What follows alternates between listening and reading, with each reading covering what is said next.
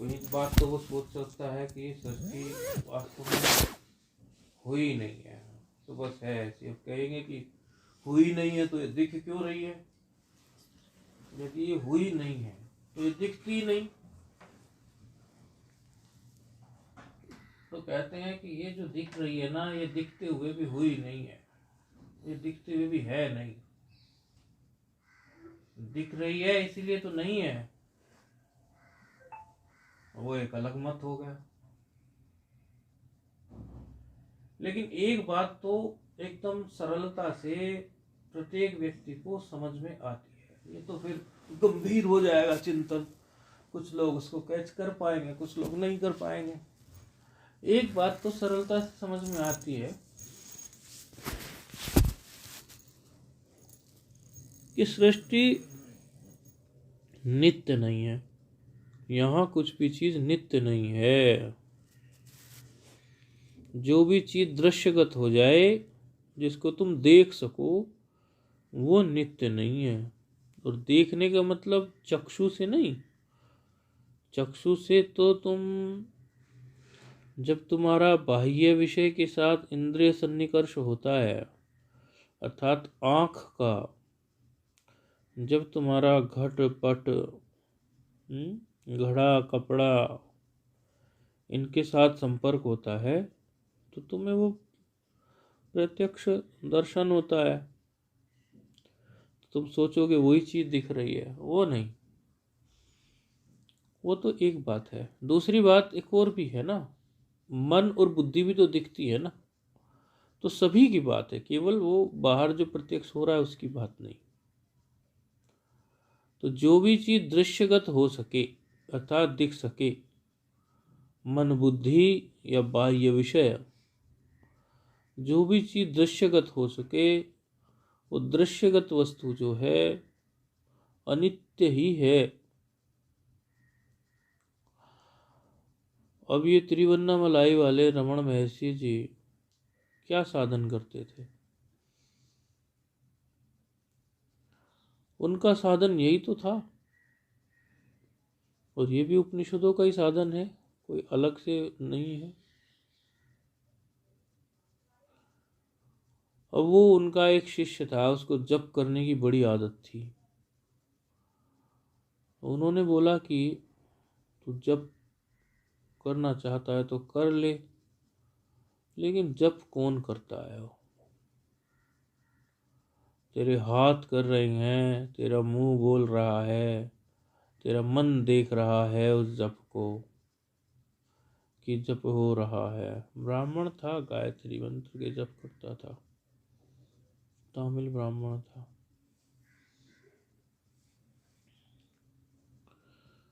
तो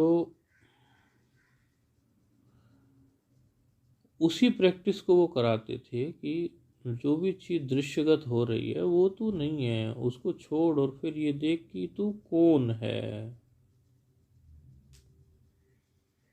जो भी दृश्यगत हो रहा है वो तू है नहीं, तो फिर तू कौन है? उनकी प्रैक्टिस ही थी ना, हु एम आई, मैं कौन हूं। अब जो भी दृश्यगत तुझे होता जा रहा है वो तो सोच ले कि वो तो तू नहीं है, फिर क्या है? तो बोले ये प्रैक्टिस करते करते करते करते एक दिन वहीं तक तेरी बुद्धि पहुंच जाएगी जहां से मैं कौन हूं की बात निकल के आती है, मूल में। तो जो भी जितना भी तुम देख सकते हो वो सृष्टि में, अंदर तो बाहर तो, अंदर भी तो सृष्टि चलती है मनोराज्य की, वो सब अनित्य ही है। ये रोज का हमारा अनुभव है। तीन अवस्थाओं को तो रोज हम देखते हैं। जागृत देखते हैं, स्वप्न देखते हैं, सुसुप्ति देखते हैं। जागृत का मटेरियल स्वप्न में नहीं पहुंचता, स्वप्न का मटेरियल सुसुप्ति में, तो दोनों ही नहीं पहुंचता, ना जागृत ना स्वप्न। इसीलिए इसके अनित्यता को पक्का करना चाहिए, इसके मिथ्यात्व बोध को पक्का करना चाहिए, बार बार चिंतन करके। कि जो कुछ भी घट रहा है, हो रहा है, ये कुछ परमानेंट तो है नहीं,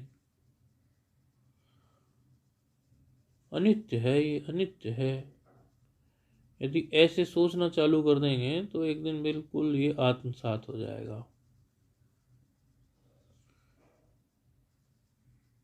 क्योंकि पंचदशी जो है वेदांत का एक अच्छा ग्रंथ है। तृप्ति दीप प्रकरण के 103वें श्लोक में यही बात लिखी हुई है कि उल्टा अभ्यास कर करके, उल्टा अभ्यास कर करके वही आदत बन जाती है,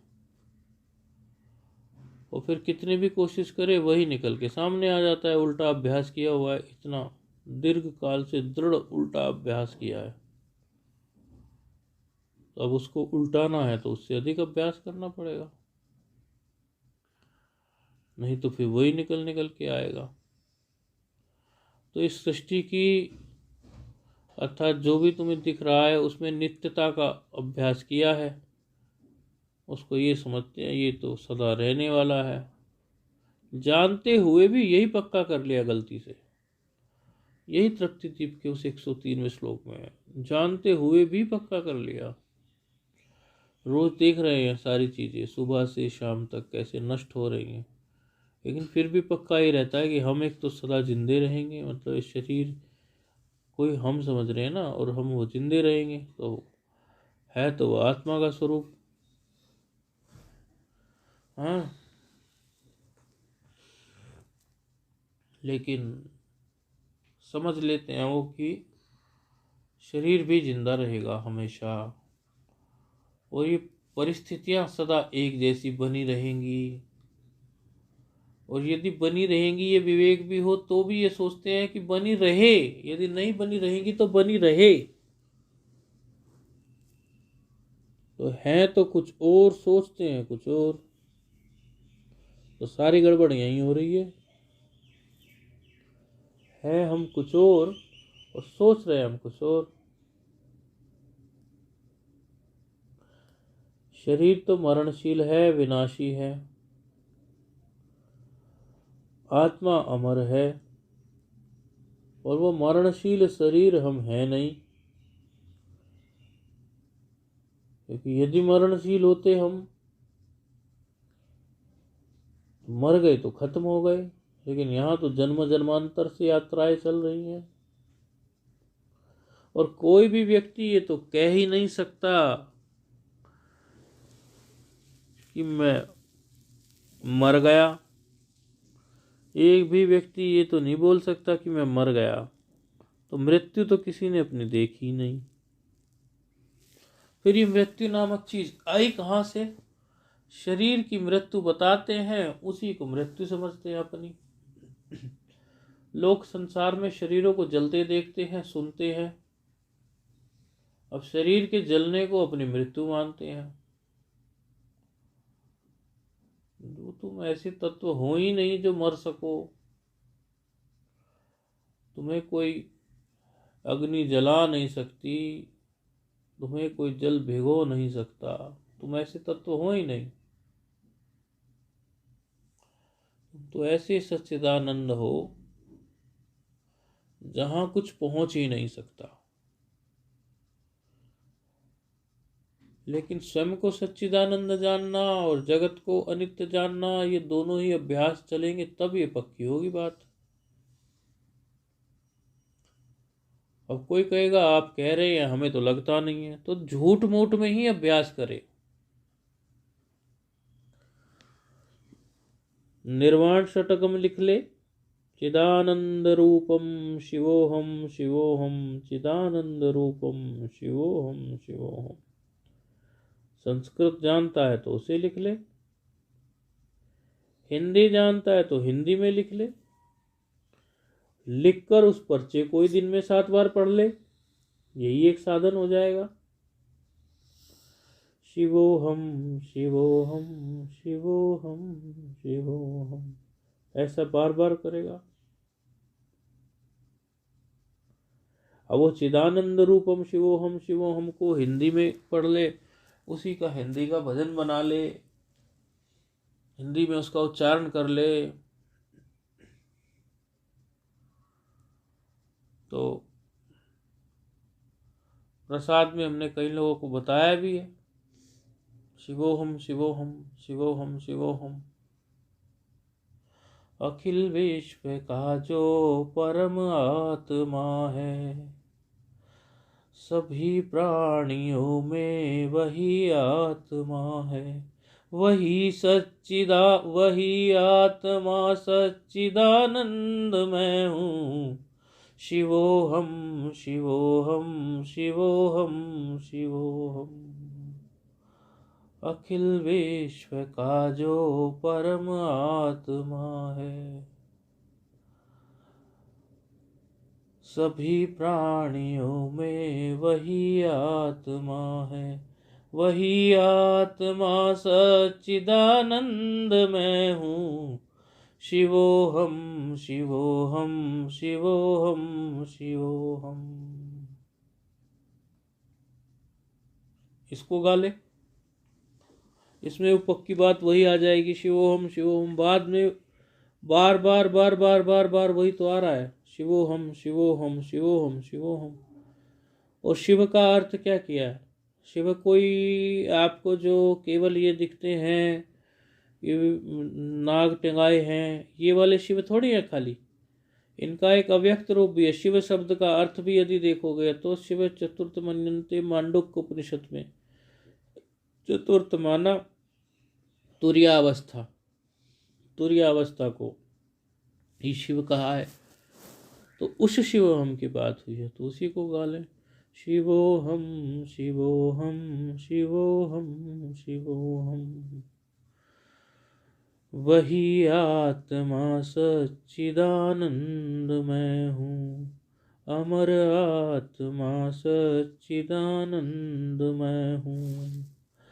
अखिल विश्व का जो परम आत्मा है, वो चिदानंद रूपम शिवम शिवम का हिंदी रूपांतरण ही तो है। सभी प्राणियों का वही आत्मा है। वही आत्मा सच्चिदानंद मैं हूँ। शिवोहम शिवोहम शिवोहम शिवोहम। अमर आत्मा है मरणशील काया। अमर आत्मा है मरणशील काया। सभी प्राणियों के जो भीतर समाया। वही आत्मा सच्चिदानंद मैं हूँ। वही आत्मा सच्चिदानंद मैं हूँ।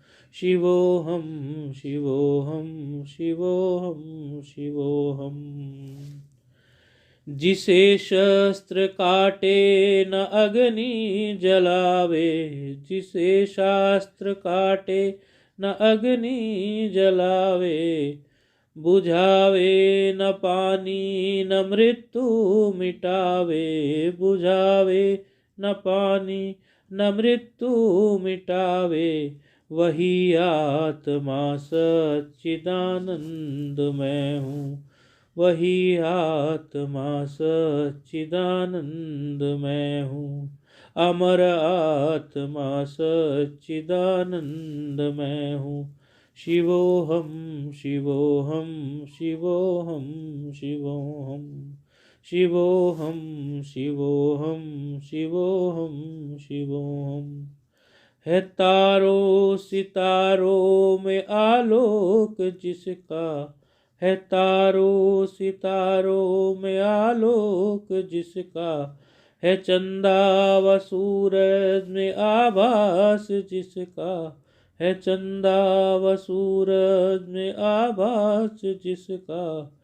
वही आत्मा सच्चिदानंद मैं हूँ। वही आत्मा सच्चिदानंद मैं हूँ। अमर आत्मा सच्चिदानंद मैं हूँ। अमर आत्मा सच्चिदानंद मैं हूँ। शिवोहम शिवोहम शिवोहम शिवोहम। शिवोऽहं शिवोऽहं शिवोऽहं शिवोऽहं शिवोऽहं शिवोऽहं शिवोऽहं शिवोऽहं शिवोऽहं शिवोऽहं शिवोऽहं शिवोऽहं वही आत्मा सच्चिदानंदमय हूँ। ये अहंग्र उपासना का स्वरूप हो गया। उपासनाओं में सर्वश्रेष्ठ उपासना ये है। उपासना ही करनी हो वेदांत के जिज्ञासु को तो ये करे, बार बार अपने स्वरूप को ही दोहराए, उसी की उपासना करे।